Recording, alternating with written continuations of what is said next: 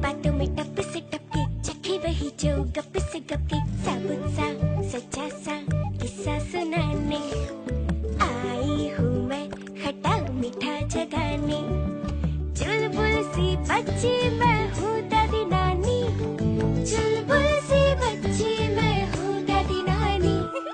कैसे कहानी, अरे कैसे कहानी, मैं हूँ वही प्यारी खुशबू पुरानी। कैसे कहानी, अरे कैसे कहानी, मैं हूँ वही प्यारी खुशबू पुरानी। मैं हूँ वही प्यारी खुशबू पुरानी।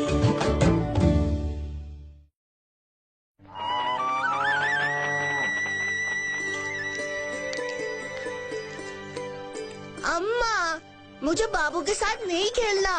मुझे भी। तो मुझे कौन सा खेलना है? ये तो बड़ी अजीब बात है। ऐसा क्या हो गया मेरे प्यारे बच्चों के बीच जो एक दूसरे के साथ खेलना ही नहीं चाहते? बाबू हर बात में लंबी लंबी डींगे हाँकता है, कहता है हर मिनट में 200 गोल कर सकता हूँ। 200? मैंने 200 कब बोला? अच्छा, तुमने तो ये भी बोला था कि 1 मिनट में जितना बोलो उतने गोल कर सकता हूँ। अच्छा, तो जितने का मतलब 200 होता है। तुम्हारी कैलकुलेशन ही गलत है। शुरुआत तो तुम्ही ने की थी ना। अरे ऐसे ही तो बिना मतलब के बातें फैलती हैं। अभी तुम लोग साथ में नहीं खेल सकते, कोई बात नहीं, मगर साथ बैठकर कहानी तो सुन सकते हो ना। It's story time with Sudhamma. Yay!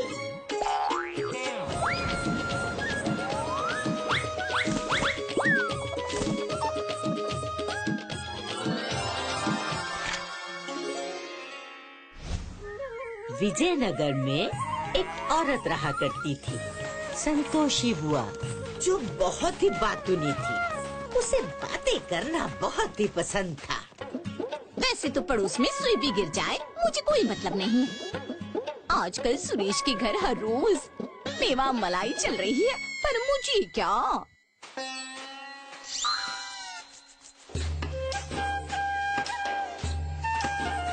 लगता है कोई बड़ी मछली फंसाई है उसने, पर मुझे क्या।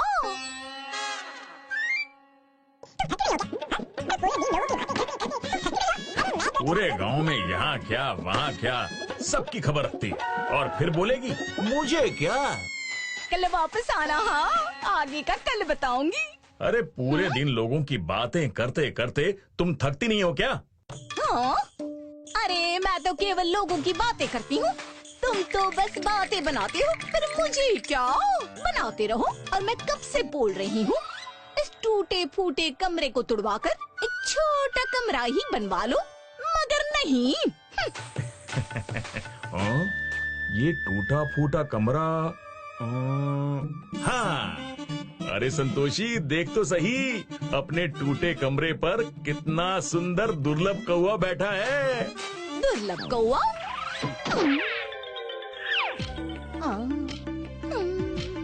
ये कैसा दुर्लभ कौवा है जिसके दर्शन ही दुर्लभ है? ये खबर तो बढ़िया है, मगर मुझे क्या। हाँ हाँ बिल्कुल, ये तो बहुत ही दुर्लभ है। मैं बाजार से होकर आता हूँ, बस इतना ध्यान रहे कि इस दुर्लभ कौवे के बारे में किसी को जानकारी ना हो। गणेश ने संतोषी को इस कौवे के बारे में किसी से भी बात करने को मना किया था, मगर संतोषी कहाँ रुकने वाली थी। चल पड़ी अपने पड़ोसियों को सब बताने। अरे ये क्या।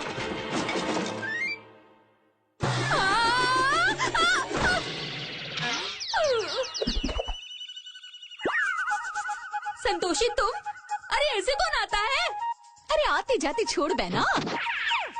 आज सुबह बहुत ही दुर्लभ कौवा मेरे घर के बाहर पेड़ पर बैठा था। हाँ दुर्लभ कौवा, पर मुझे क्या, मैं तो देखते ही भागी भागी तुम्हारे पास आ गई।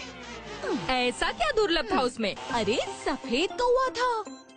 सफेद कौवा? इतना बड़ा कि भैंस जैसा बड़ा। भैंस जैसा? इतनी लंबी सींग, इतनी लंबी पूंछ। हाँ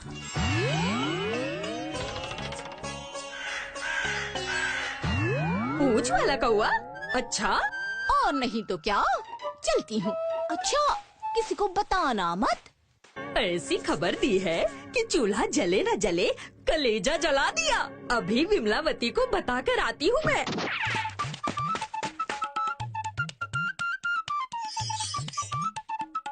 अरे तुम यहाँ चूड़ियों को चमकाने में लगी हो और वहाँ संतोषी की चमक से सबकी आंखें चौधियाने वाली हैं। क्या कहा? अरे उसके घर के छत पर एक सफेद कौवा बैठा था।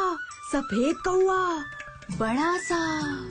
ये बात बस मैं तुम्हें बता रही हूँ, किसी को बताना मत। हाँ, यानी कि मेरी दादी ठीक ही कहा करती थी, जहाँ कोई सफेद कौवा दिखाई दे वहाँ अवश्य ही खजाना छुपा होता है।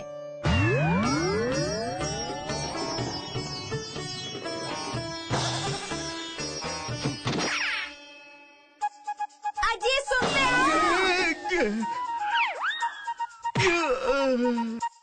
हाँ?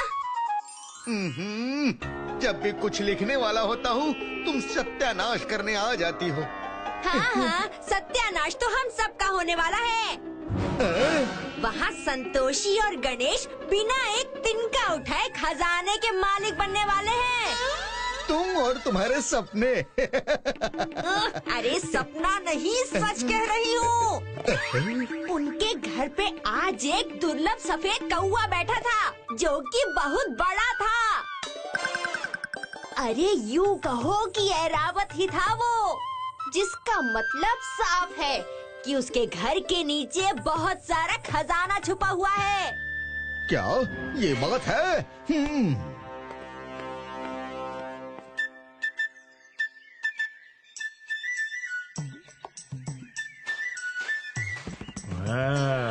अब बात पहुंची है सही आदमी के पास। अरे कमलेश, आज इस तरफ कैसे?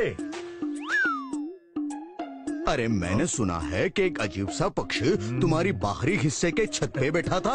हाँ? तुम्हें कैसे पता चला?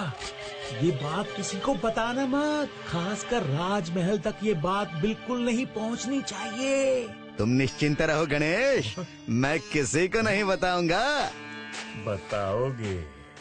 कमलेश, जिसे संतोषी और गणेश फूटी आंख नहीं भाते थे, ईर्ष्या के मारे ये बात जहाँ गणेश ने ले जाने को मना किया था वहीं पहुँची। अद्भुत! राज्य की हर संपत्ति पे प्रथम अधिकार राजा का होता है। महाराज को सूचित करने से पहले सीधा उन्हें खजाना निकाल के ही देता हूँ। अति उत्तम। सेनापति जी, आप यहाँ? सब कुशल तो है ना? अभी तक तो तुम भी कुशल से हो और हम भी। अगर तुम्हारे कमरे से खजाना मिला तो खजाना छुपाने के जुर्म में सबकी कुशलता खतरे में आ सकती है।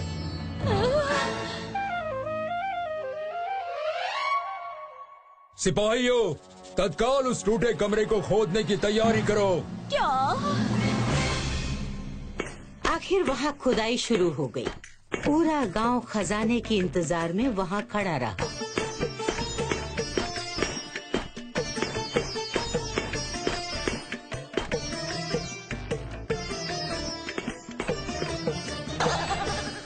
महाराज, यहाँ तो कुछ भी नहीं है। क्या? कमलेश, तुम्हें खजाने की खबर दी किसने? विमलावती ने। मेरी दादी कहा करती थी, जिस छत पे सफेद कौवा बैठता है वहाँ कोई खजाना छुपा होता है। ये कहानी तो मैंने भी सुनी है। किसने देखा सफेद कौवा? सत्यभामा ने। सिर्फ सफेद ही नहीं, हाथी जैसा विशाल था। सिर्फ सींगें ही नहीं, पूंछ भी थी। मुझे संतोषी ने ही तो बताया। हाँ, बताया तो था, मगर क्या? जल्दी बताओ, नहीं तो तुम्हें कारावास में डाल देंगे। नहीं सेनापति जी, क्षमा कीजिए। मैं तो बस मुझे क्या पता था कि ये आपको बताते बताते खजाने का पता बन जाएगा। मुझे क्या? आज से इसका ध्यान रखना, नहीं तो तुम्हारे घर का पता कारावास होगा। चलो यहाँ से। चलो, कुछ नहीं था यहाँ। उस घटना के बाद संतोषी की बात कोई नहीं सुनता। अब तुम्हें लगेगा कि घर टूटने से गणेश खुश क्यों हो रहा है, क्योंकि संतोषी के बड़बोलेपन का फायदा उठाते हुए उसने अद्भुत कौवे की झूठी बात संतोषी से की, जिसके कारण बिना किसी मेहनत के ही उसने अपने टूटे हुए घर को तुड़वाकर अपना एक बड़ा सा बगीचा बनवा लिया। समझ गया अम्मा, अब मैं जो भी बोलूँगा सोच समझ के बोलूँगा। अरे तुम तो कहानी भी समझ गए और उसका सार भी। अब मैं चली केले के सूखे पत्तों को कटवाने। बाबू, तुम तो कह रहे थे कि जितने चाहे उतने गोल मार सकते हो। बिल्कुल मार सकता हूँ। बताओ बताओ कितने गोल करने हैं? उन सूखे पत्तों को गिराओ तो माने। हाँ हाँ, अभी लो।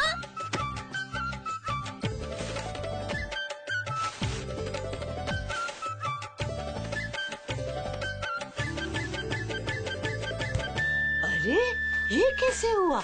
घंटों का काम मिनटों में कैसे हो गया?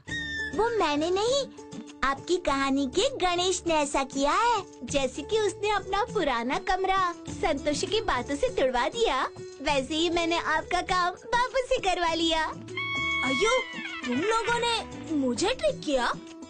ट्रिक नहीं किया बाबू, कहानी से कुछ तुमने सीखा और कुछ इन्होंने। बातों ही बातों में टप से टपके, चखे वही जो गप से गपके, साबुत सा सच्चा सा किस्सा सुनाने आई हूँ मैं खट्टा मीठा जगाने।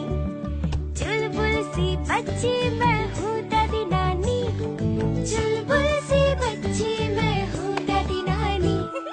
कैसे कहानी, अरे कैसे कहानी, मैं हूँ वही प्यारी खुशबू पुरानी।